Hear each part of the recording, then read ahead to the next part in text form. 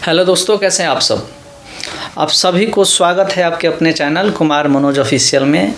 अगर आप इस चैनल पे नए हैं तो इस चैनल को सब्सक्राइब कर लीजिएगा, और अगर आप मेरे वीडियो को फेसबुक पर देख रहे हैं तो इस पेज को फॉलो कर लीजिएगा, ताकि मैं कोई भी वीडियो अपलोड करूं तो सबसे पहले आपके पास नोटिफिकेशन जाए और आप इस वीडियो को देख सकें। दोस्तों, आज मैं जिस विषय पे बात करने वाला हूं, हमारे विषय है महाभारत। मुझे तकरीबन सब लोगों ने महाभारत देखा होगा और महाभारत पढ़ा भी होगा, लेकिन महाभारत अगर हर एक के नज़रिए से देखा जाए तो महाभारत सही है। कई लोग शकुनी को भी गलत बोलते हैं कि उसने महाभारत कराई। एक होता है कि दुर्योधन गलत था, लेकिन सब ना अपने नज़रिया से सही थे। बोलते हैं सबसे ऐसे लगता है कि सबसे गलत हुआ अभिमन्यु के साथ। उसको कितने बंदों ने घेर कर मारा, है ना। ऐसा लगता है कि महाभारत में सबसे जो ज़्यादा दर्दनाक मृत्यु हुई अभिमन्यु की। फिर ध्यान जाता है पितामह भीष्म पे। वो तो बेचारे बाण के सरिया पे ही लेटे थे, उनकी कितनी दर्दनाक मृत्यु हुई, कई दिनों तक। फिर ध्यान अगर जाता है तो देखा जाए अश्वत्थामा आज भी परेशान है। तो आज हम बात करने वाले अभिमन्यु के बारे में कि अभिमन्यु का जो मृत्यु होता है चक्रव्यूह में क्यों होता है, क्योंकि अब ये तो अभिमन्यु को ही पता था और भगवान कृष्ण को भी पता था कि यह जाएगा तो मारा जाएगा। और सोच के देखो, भगवान श्री कृष्ण का भांजा होता है अभिमन्यु, बहुत प्रिय होता है अभिमन्यु भगवान कृष्ण का।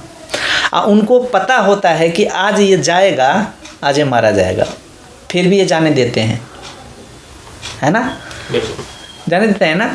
अच्छा, ये ठीक है, लेकिन अभिमन्यु किसका पुत्र था? अर्जुन का, राइट, ठीक है।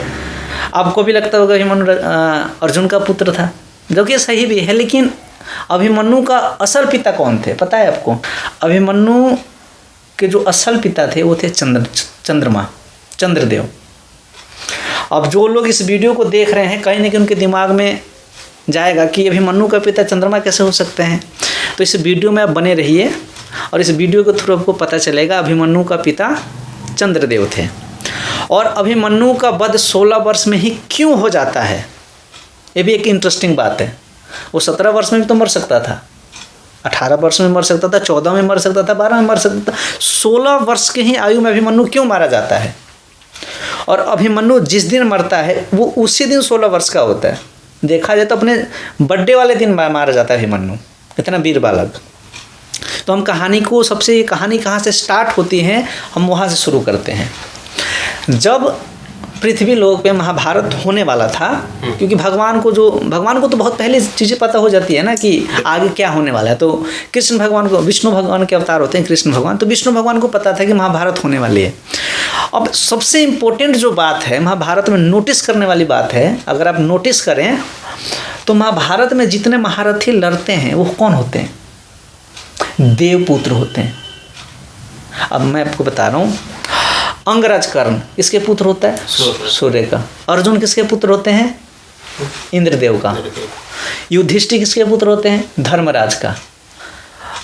नकुल सहदेव अश्विनी कुमार के पुत्र होते हैं। भीम पवन पुत्र होते हैं। साक्षात विष्णु के अवतार होते हैं कृष्ण भगवान। बलराम कौन होते हैं? बलराम होते हैं लक्ष्मण जी, है ना। तो महाभारत में सब देवपुत्र उतरे हैं लड़ाई करने के लिए। उसमें एक होता है अभिमन्यु। तो अभिमन्यु को लोगों को डिटेल में पता नहीं कि अभिमन्यु कौन होता है। तो जब महाभारत होने वाला था तो विष्णु भगवान गए सारे देव के पास कि यहाँ पे महाभारत होने वाला है और इसमें सारे देव को योगदान देना है। तो सबने अपने पुत्र को भेजा, लेकिन जब बारी है चंद्रमा का, तो चंद्रमा का क्या है ना, जैसे हमारे दोस्तों में एक बंदा होता है ना कि नहीं यार मैं नहीं करूँगा, हर एक ग्रुप में एक होता है। वैसे चंद्रमा को सारे भगवान से ना शिकायत रहती है। एक तो चंद्रमा बहुत खूबसूरत है, चंद्रदेव का भी बहुत कहानियाँ हैं, आपको इस चैनल पर भी देखने को मिलेगी। तो चंद्रमा को जब कहा विष्णु भगवान ने कि आप भी अपना अंश भेजें, तो इन्होंने कहा कि नहीं मैं नहीं भेजूँगा। तो उन्होंने बोला आप स्वयं जाएँ, तो चंद्रमा कह रहे कि नहीं मैं नहीं जाऊँगा। तो उन्होंने कहा, विष्णु भगवान ने कहा ऐसा थोड़ी ना है कि जब सारे देव ने योगदान दिया तो आप भी दो। तो उन्होंने कहा कि नहीं मैं अपने बेटे को नहीं भेज सकता, क्योंकि उनका बेटा बहुत खूबसूरत था अभिमन्यु। तो उन्होंने कहा कि नहीं मैं तो भेज ही नहीं सकता ना, मेरा बेटा इतना खूब सुंदर है, कितना खूबसूरत है, मैं इससे इतना प्रेम करता हूँ कि मैं इसको छोड़ ही नहीं सकता। तो विष्णु भगवान ने कहा गजब आदमी है यार, सब तैयार हैं, ये बंदा भेज नहीं रहा। तो उन्होंने कहा कि नहीं भेजना तो पड़ेगा। तो चंद्रदेव ने कहा ठीक है भेजूंगा, लेकिन मेरा 2 शर्त है। तो विष्णु भगवान ने कहा कि हाँ भैया बताओ क्या शर्त है। उन्होंने कहा कि पहला शर्त ये है कि ये पृथ्वी लोक पे हमेशा आपके पास रहेगा, जब तक रहेगा आपके पास रहेगा। तो उन्होंने बोला ठीक है। दूसरा शर्त ये है कि जिस दिन इसकी आयु 16 वर्ष हो जाएगी उस दिन मैं इसको वापस बुला लूँगा, किसी भी हालत में हो, जिस दिन ये 16 वर्ष का होगा मैं इसको वापस बुला लूँगा। विष्णु भगवान ने हमें वचन दे दिया कि ठीक है बुला लेना। तो अभिमन्यु का जन्म कहाँ होता है? कृष्ण भगवान की बहन होती है सुभद्रा, जन्म कृष्ण भगवान के घर में ही होता है। कृष्ण भगवान के भांजा बन के अभिमन्यु जन्म लेता है और जन्म से लेके हमेशा कृष्ण भगवान के पास ही रहता है। ये बहुत कम लोगों को पता है, इस वीडियो को पूरा ज़रूर देखिएगा। तो कृष्ण भगवान के भांजा बन के आता है, हमेशा उन्हीं के पास रहता है। ये तो हो गया पहला वचन। अब आई बात कि भाई 16 साल में इसको भेजना है। अब यार देखो भगवान भी हैं तो होता है क्या ना, ये माया नगरी है ना, और यहाँ पे एक दूसरे के प्रति ना बहुत प्रेम भाव है कि किसी का बेटा हो, किसी का भांजा हो, किसी का भाई हो, एक दूसरे से प्यार में आ जाते हैं। अब कृष्ण भगवान ने बचपन से अभिमन्यु को खिलाया, सारी चीज़ें करा हुआ है। अब वो दिन आता है महाभारत होने का, लड़ाई होने का, क्योंकि कौरव पांडव का पंगा तो चल ही रहा था। अब वो दिन आता है महाभारत का। अब युद्ध के साथ 11वें 12वें दिन अभिमन्यु का वध होता है, एग्जैक्ट मुझे याद नहीं है। तो कृष्ण भगवान को पता होने वाला है कि ये अब भाई साहब के 16 वर्ष का होने वाला है। इन्होंने चंद्रमा को वचन भी दिया है कि 16 वर्ष बाद इसको वापस ले जाना। अब होता है ना कि फिर आचार्य द्रोण, जो गुरु द्रोण होते हैं, वो करते हैं चक्रव्यूह की रचना, और एक लीला रची जाती है कि मतलब कि अगर आपने महाभारत देखा है तो कृष्ण भगवान और अर्जुन को जिस दिन आचार्य द्रोण चक्रव्यूह का रचना करते हैं, युद्ध भूमि से दूर कर देते हैं, क्योंकि वो किसी सुतशर्मा कोई होता है जो उससे मतलब कुछ लड़ाई होता है। तो कृष्ण भगवान और अर्जुन ना युद्ध छोड़ के कहीं और चले जाते हैं युद्ध करने। अब ये देखा तो जाता है कि शकुनी का नीति है कि शकुनी ने अपने मतलब कूटनीति के द्वारा क्या कर दिया, उसने कृष्ण भगवान और अर्जुन को युद्ध से दूर कर दिया। लेकिन ये वचन तो बहुत पहले दिया गया था भगवान विष्णु के द्वारा, है ना, कि इस भाई 16 साल में इसको भेजना है वापस। जब चक्रव्यूह का रचना होता है उस दिन अभिमन्यु का आयु होता है 16 वर्ष। उसी दिन का वो 16 वर्ष होने वाला होता है और अभिमन्यु चक्रव्यूह में एंटर कर जाता है। अब इसके पीछे एक और कहानी ये है कि अभिमन्यु जब एंटर करना मतलब वो बाहर निकलने का विधि क्यों नहीं सुन पाता है। जब अर्जुन अपने पत्नी को सुना रहे थे चक्रव्यूह भेदना का कथा, तो ये भी तो हो सकता था ना कि अभिमन्यु पूरा सुन लेता। अगर अभिमन्यु उस दिन कथा पूरा सुन लेता तो मारा ही नहीं जाता, वो वापस आ जाता ना। तो फिर कृष्ण भगवान के वचन भंग हो जाता कि भैया 16 वर्ष में तुम भेज नहीं पाए। अगर चक्रव्यूह जिस दिन रचा गया था उस दिन अर्जुन होते तो अर्जुन को पता ही था, चक्रव्यूह का तो भेद अर्जुन कर देते ना, उनको तो पता ही था। उनके साथ कृष्ण भगवान, तो भाई अभिमन्यु को मारा कैसे जाए। अब युद्ध भूमि में अर्जुन है और अभिमन्यु है, तो भाई अर्जुन के होते हुए कोई अभिमन्यु को कैसे मार सकता है। कृष्ण भगवान भी होते तो ये इतिहास हमेशा के लिए हो जाती है ना कि भाई भगवान के रहते उनके भांजे को मार दिया। तो एक ना होता है कि ना भगवान से विश्वास भी उठ जाता कि भाई आप भगवान, आप नारायण के अवतार हो और आपके प्राण आपके लिए ना प्राण से प्रिय अभिमन्यु है, आपके सामने उसको मारा जा रहा है, आपसे बर्दाश्त नहीं होगा। अब बर्दाश्त उसके बाप से भी नहीं होगा, अर्जुन से। और चलो भीम थे और युधिष्ठिर नकुल सहदेव तो चाचा पितिया थे, तो एक पल के लिए बर्दाश्त इन्होंने कर ले, लेकिन अर्जुन बर्दाश्त नहीं कर सकते थे, है ना। तो कृष्ण भगवान के वचन के कारण ही दिखाया गया कि शकुनी के कूटनीति से कृष्ण भगवान अर्जुन को वापस भेजा गया है युद्ध से दूर और अभिमन्यु को मारा जाएगा। लेकिन ये लीला कृष्ण भगवान की थी क्योंकि उन्होंने वचन दिया हुआ है। तो ये वापस जाते हैं, अभिमन्यु एंटर करता है और अभिमन्यु वहाँ पे मारा जाता है। कहानी ये है।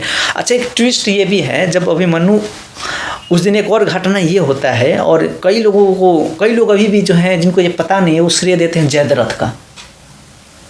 अगर आपको पता हो जयद्रथ का, उसको भगवान शंकर से वरदान मिला था कि उसको वो एक दिन युद्ध में अपराजय रहेगा, उसको कोई नहीं मार सकता अर्जुन के सिवा। क्योंकि शंकर भगवान का आशीर्वाद अर्जुन को था। शंकर भगवान का जो दिव्यास्त्र था पशुपतास्त्र, वो अर्जुन के पास था। तो शंकर भगवान ने कहा कि अर्जुन के छोड़ के बाकी तुम सारे योद्धा पे विजय प्राप्त कर सकते हो। तो एक लीला ये भी दिखाई गई है कि उस दिन जयद्रथ अभिमन्यु जैसे ना एंटर करता है द्वारा अभी चक्रव्यूह में, उसके गेट पे आ जाता है जयद्रथ। और जयद्रथ को वरदान था, पूरे पांडवों को सेनापति, जितने भी पांडव सेनापति होते हैं ना, सबको अकेले परास्त करता है जयद्रथ। अब ये देखने को ऐसा लगता है कि यार जयद्रथ का भी बहुत बड़ा रोल है कि उसने अगर जयद्रथ नहीं होता तो अभिमन्यु के साथ सारे पांडव अंदर चले जाते, तो भी अभिमन्यु को मारना आसान नहीं था। भीम पवन पुत्र के देव, मतलब फिर वो सारे चले जाते ना पांडव, फिर तो अच्छा युद्ध होता। लेकिन एक अभिमन्यु को वापस भेजने के लिए कितनी सारी लीलाएं दिखाई गई। मतलब चक्रव्यूह का रचना किया गया, जयद्रथ का वरदान मिला, गेट पर आना, अर्जुन और कृष्ण भगवान को युद्ध भूमि से दूर जाना, मतलब कितना लीला दिखाया गया है ना।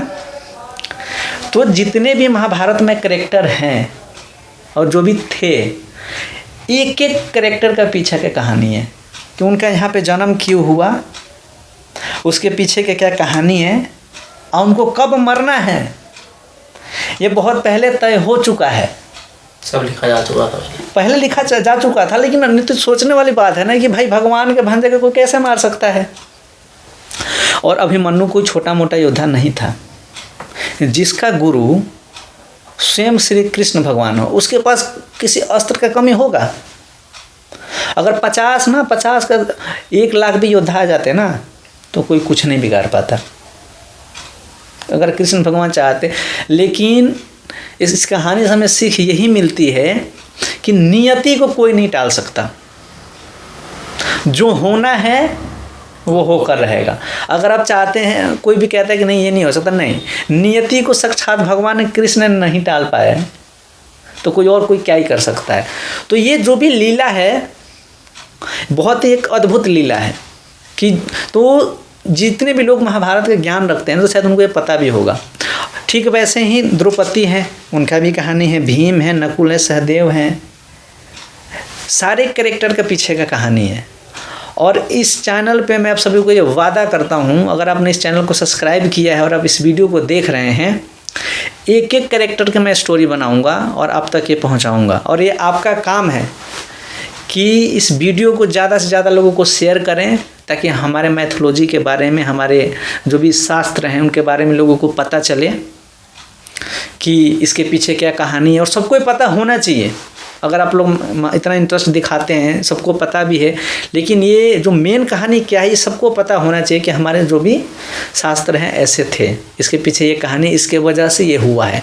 नहीं तो लोग ना जब महाभारत देखते हैं तो लोग कोसने लग जाते हैं, भगवान को भी बुरा भला बोलने लग जाते हैं कि जब तुम्हें पता था तो तुम क्यों गए, अपने भांजा को मरवा दिया, उसके बाप को भी लेके चले गए। तो जो जिनको नहीं पता, ये उनका पॉइंट ऑफ व्यू है ना। तो उनका पॉइंट व्यू है कि यार भगवान है तो क्या उन्होंने क्या कर लिया, उनके होते हुए तो मार तो दिया ना उनके भांजा को। तो ऐसा थिंकिंग मत रखिएगा। जो भी महाभारत है इसको बहुत अच्छे से पढ़िएगा। यानी तो मेरे चैनल को सब्सक्राइब कर लो और मैं एक एक वीडियो में एक एक बंदे का स्टोरी बताऊंगा और आप तक पहुंचाऊंगा। तो दोस्तों मैं उम्मीद करता हूँ कि कहानी आपको पसंद आई होगी। अगर इस वीडियो आपको पसंद आई है तो उसको लाइक करें, कमेंट करें। धन्यवाद दोस्तों।